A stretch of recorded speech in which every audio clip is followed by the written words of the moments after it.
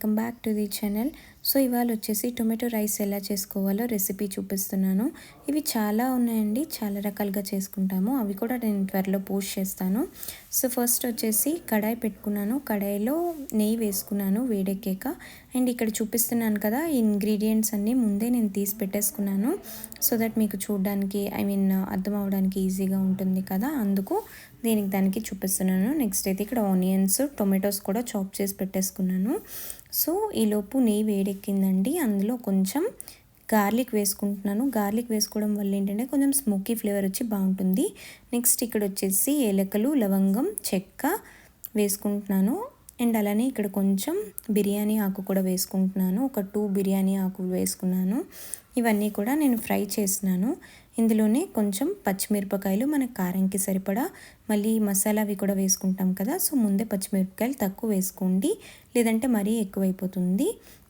ముందుగా మనం చాప్ చేసుకున్న ఆనియన్స్ కూడా వేసేసుకుంటున్నానండి. ఆనియన్స్ కొంచెం ఫ్రై అవుతుండగా సాల్ట్ వేసాను.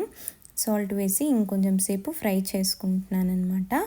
ఆనియన్స్ బాగా ఫ్రై అవుతుండగా ముందుగా కాజు తీసుకున్నాను కదా, ఆ కాజు కూడా వేసేసుకుంటున్నాను. కాజు మ్యాండేటరీ ఏం కాదండి, ఆప్షనల్, బట్ వేసుకుంటే బాగుంటుంది. అవి కూడా వేసుకొని బాగా ఫ్రై చేసుకుంటున్నాను. అండ్ ఇందులోకి ముందుగా మనం తీసుకున్న కారం, అలానే గరం మసాలా అవి కూడా వేసేసుకోవాలి.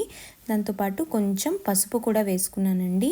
ఆ 3 అయితే వేసుకొని మళ్ళీ వేయించుకుంటున్నాను.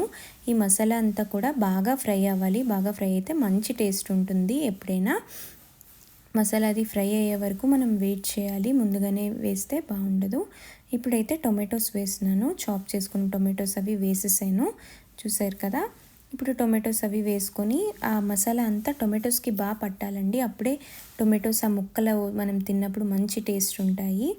ఇప్పుడు చూసారా, టొమాటోస్ అవి బాగా సాఫ్ట్గా అయ్యే వరకు వెయిట్ చేయాలి.